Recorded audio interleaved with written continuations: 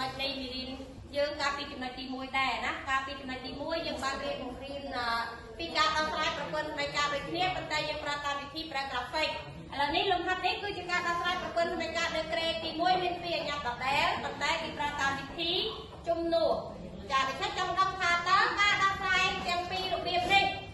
ខុសគ្នាគ្នាត្រង់ណាហើយមួយណាងាយជាងអ្នកគ្រូនឹងបង្ហាញពួកយើងនៅក្នុងលំហាត់នេះយើងទាក់ទងនឹងការដោះស្រាយតាមវិធីជំនួសនេះគឺយើងត្រូវទាញរកតម្លៃអញ្ញត្តិពីសម័យកាលទី1ទៅជួសចូលក្នុងសម័យកាលទី2អញ្ញត្តិនៅក្នុងសម័យកាលទី1របស់យើងមាន2ដដែលគឺអញ្ញត្តិ x ហើយនិងអញ្ញត្តិណាអាចនឹងងាយនឹងខុសប៉ុន្តែបើកូនឯងទាញយកអញ្ញត្តិណាដែលអត់មានមីគុណកូនឯងនឹងងាយស្រួលពីព្រោះវាអត់បាក់យកទៅចែកដើម្បីឲ្យបាត់មីគុណវាទេ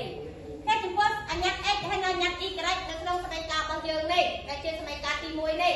តើការទាញរកអញ្ញត្តិ x និងការទាញរកអញ្ញត្តិ y កូនគិតថាមួយណាដែលងាយជាងចាគឺយើងទាញរកអញ្ញត្តិ x ពីព្រោះវាអត់មានអីវាអត់មាន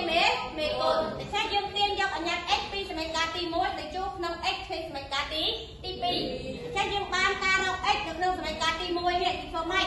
ដូច្នេះចំពោះសម័យកាលទី1ចំពោះសម័យកាលទី1ដូច្នេះយើងដាក់លេខ1ចេញមកគេដាក់លេខថាសម័យកាលទី1ណា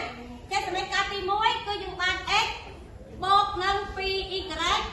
ស្មើជាមួយនឹង6ពេលដែលគ្រូចង់ទាញរក x ត្រូវបោះ 2y ទៅឲ្យអង្គទី2ឆេបវាបាន6បោះអានេះទៅចេញវាបោះទៅចេញអីដកជាមួយនឹង 2y ចាដូច្នេះយើងបានការរកអញ្ញត្តិ x គឺត្រូវយកលេខ6ដកឲ្យ2គុណនឹង y បន្ទាប់មកខ្ញុំយកតម្លៃ x ដែលយើងទាញបាននេះយកទៅចូលក្នុងសម័យកាលទី2ម្ដងដូច្នេះយើងបានយក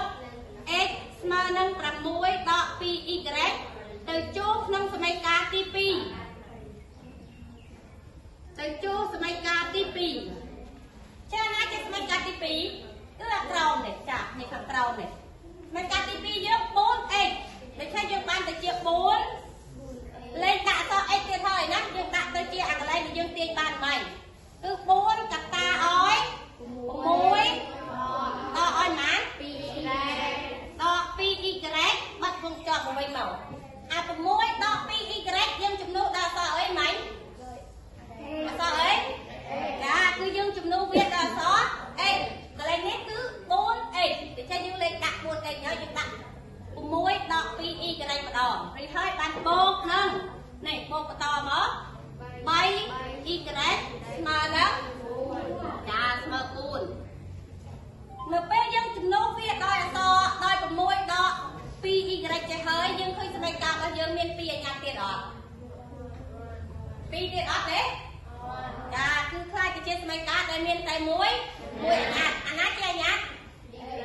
ចា y គឺជាអញ្ញត្តិតែហើយយើងក៏ខ្លាចសម័យកាលតូចទៅប៉ុណ្ណេះមកគុណលេខ4ចូលទៅក្នុងវងកញ្ចក់2ដងមកយើងបានទៅជា4គុណនឹង6បានប៉ុន្មាន4 6ដងចា24រួចហើយ4នេះគុណនឹងដក2បានប៉ុន្មាន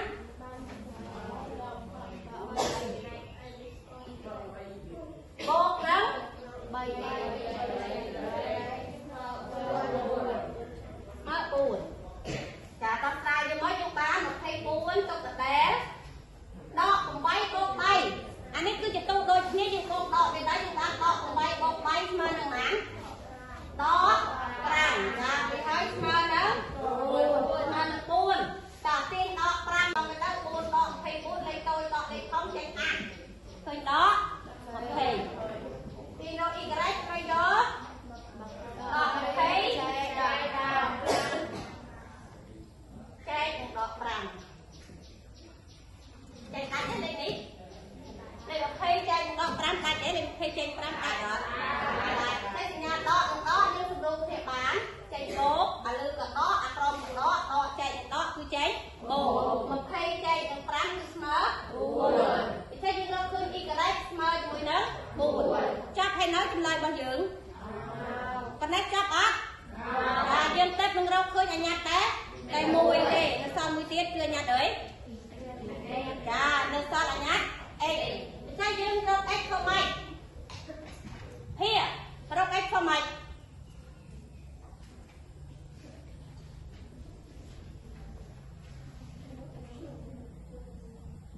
យក y ស្មើ4ដែលយើងរកឃើញមិញទៅជួសមីការទីម៉ានជួសទីម៉ានមិញជួសមីការទីចាជួសមីការទី1ដូចថាយើងបាន y ដែលយើងរកឃើញ4យកវាទៅចូលក្នុងសមីការទី1ម្ដងដើម្បីរកអីរក x ចាសមីការទី1យើងគឺនេះ x បូកនឹង 2y y យើងដាក់គឺ y ទៀតអត់ไหมអត់ទេដាក់សញ្ញាកូនមកកូននៅម៉ាន4រកឃើញពីខាងលើមិញ y ស្មើ4ដូចនេះយើងបាន x បូកឲ្យ2គុណជាមួយ4ស្មើនឹងម៉ានចាស្មើនឹង6ហើយយើងស៊ីសងទៅយើងបាន2 4ដងស្មើនឹង2 4ដងស្មើនឹង8 x បូក8ស្មើនឹង6គេយក x បោកលេខ8មកឲ្យលេខ6មកចេញម៉ាន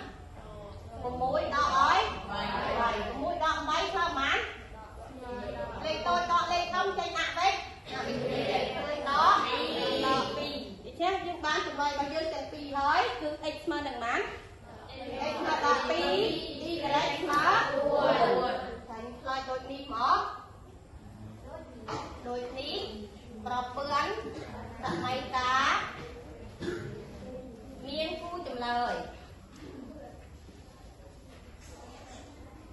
x ស្មើប៉ុន្មានហើយ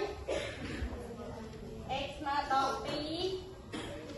ហើយនឹង y ស្មើ4ចា4នេះ x ស្មើដល់2និង y ស្មើ4គឺជាគូចំគូចម្លើយហើយវិធីប្រើតាមការដោះស្រាយតាមវិធីប្រើចំនួននេះគឺយើងអត់ចាំបាច់ទៅមានក្រាហ្វិកអត់ចាំបាច់មានតារាងតម្លៃលេខមានសមីការបញ្ជាក់អីទេណាហើយយើងត្រូវតែយកពីសមីការតម្លៃអញ្ញត្តិពីសមីការទី1ទៅជួបក្នុងសមីការទី2ទៅទៅមុនទៀតយើងរកឃើញចម្លើយរបស់វាហើយយកចម្លើយរបស់វាទៅជួបសមីការទី1វិញម្ដង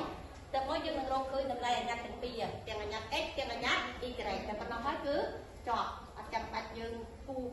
ប្លង់អដលេមានសមីការបណ្ឌិតមានអីទេណាចិត្តតងទៅនឹងការដោះស្រាយប្រព័ន្ធតាមវិធីចំនួននេះគឺអបបាក់ដោយការពីការដោះស្រាយប្រព័ន្ធតាមវិធីប្រើក្រាហ្វិកទេណាសំខាន់ខ្លួនឯងចេះជួសអត់យល់ទេចេះជួសអត់មើលបាទឯងបាក់ឡើងជួសហេពីទូថាឲ្យខ្លួនឯងតាមការមួយមកអត់មានអីពិបាកទេតែលំហាត់នេះមានតែប៉ុណ្ណេះឯងតែអាចឆ្ងល់អាចសួរបានណាអត់ទឿនកន្លែងណាអាចសួរ